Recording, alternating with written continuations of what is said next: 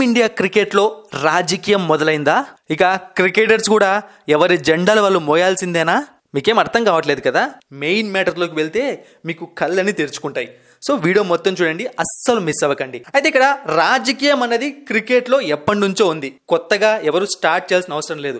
కానీ present coach అయిన గౌతమ్ గంభీర్ వాటికి ఆజ్యం పోస్తున్నాడు, మరీ వాటిని పెంచుతున్నాడు అని అంటున్నారు. ఇలా అనడానికి కారణం ఏంటి అంటే ఒక ముగ్గురు క్రికెటర్స్, ఒకటి హార్దిక్ పాండ్యా, 2 రవీంద్ర జడేజా, 3 రుతురాజ్ గైక్వాడ్. ఈ ముగ్గురులో ఉన్న కామన్ పాయింట్ ఏదైనా మీరు చెప్పగలరా? తెలిస్తే కామెంట్ సెక్షన్ లో చెప్పేయండి. సో కామన్ పాయింట్ ఏంటి అంటే ఈ ముగ్గురు కూడా శ్రీలంక స్క్వాడ్ అనౌన్స్ చేశాక నష్టపోయారు. ఒకటి ఏంటి అంటే హార్దిక్ పాండ్యా తన కెప్టెన్సీని కోల్పోయాడు. ఇక జడేజా, రుతురాజ్ గైక్వాడ్ ఈ ఇద్దరు టీంలోకి రాలేకపోయారు. ఓకే, ఇక్కడ జడేజాను మనం పక్కన పెట్టేద్దాం, ఎందుకంటే జడేజా రీసెంట్ ఫామ్ సరిగ్గా లేదు కాబట్టి అతన్ని పక్కకు పెట్టారు అంటే ఒక ఏదో ఆలోచన వస్తుంది. కానీ రుతురాజ్ గైక్వాడ్ని ఎందుకు పక్కకు పెట్టారు? ఎందుకంటే మనం ఈరోజు మార్నింగ్ టెలిగ్రామ్ ఛానల్లో ఒక పోస్ట్ వేసామన్నమాట రుతురాజ్ గైక్వాడ్ సంబంధించింది. సో టెలిగ్రామ్ ఛానల్లో జాయిన్ అయ్యారు అంటే మీకు ఇలాంటి పోస్టులు ఎప్పటికప్పుడు తెలుస్తూ ఉంటాయి. డిస్క్రిప్షన్ బాక్స్ లో లింక్ ఉంది, వెళ్ళి జాయిన్ అవ్వండి. లాస్ట్ 7 T20 ఇన్నింగ్స్ లో రుతురాజ్ గైక్వాడ్ 71.20 యావరేజ్ తో 356 రన్స్ చేశాడు. స్ట్రైక్ రేట్ 159 దాకా ఉంది. అందులో ఒక సెంచరీ, 2 హాఫ్ సెంచరీలు ఉన్నాయి. మరి ఇలాంటి ప్లేయర్ ను ఎందుకు పక్కకు పెట్టారు T20 ఫార్మాట్ లోకి సెలెక్ట్ చేయకుండా?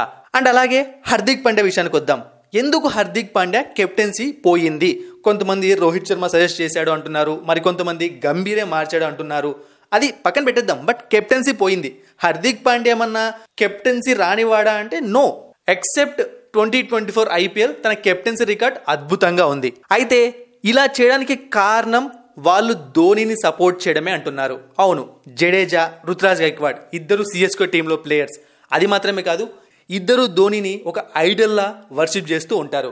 ఇక హార్దిక్ పాండ్యా కూడా ధోని అంటే చాలా ఇష్టం. IPL టైంలో అవ్వచ్చు, ఏ ఫ్రీ టైం దొరికినా, ఎప్పుడు మ్యాచ్ గెలిచినా తను మ్యాచ్ ఫినిష్ని నేను ధోని నుంచి నేర్చుకున్నాను, ధోని వల్ల ఈ స్థాయికి వచ్చాను, ఈ విధంగా చెప్తూనే ఉంటాడు.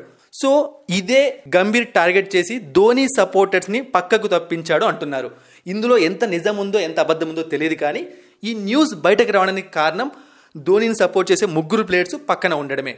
సో ఎప్పుడైనా సరే నిప్పు లేనిదే పొగ రాదు అంటారు. మరి గంభీర్ ఒకవేళ అదే టార్గెట్తో చేసి ఉంటే మాత్రం అది చాలా తప్పే అవుతుంది, టాలెంట్ని తొక్కడం అవుతుంది. చూద్దాం, ఇంకొన్ని రోజుల్లో దీనికి సంబంధించిన నిజాలు బయటకు వస్తాయి.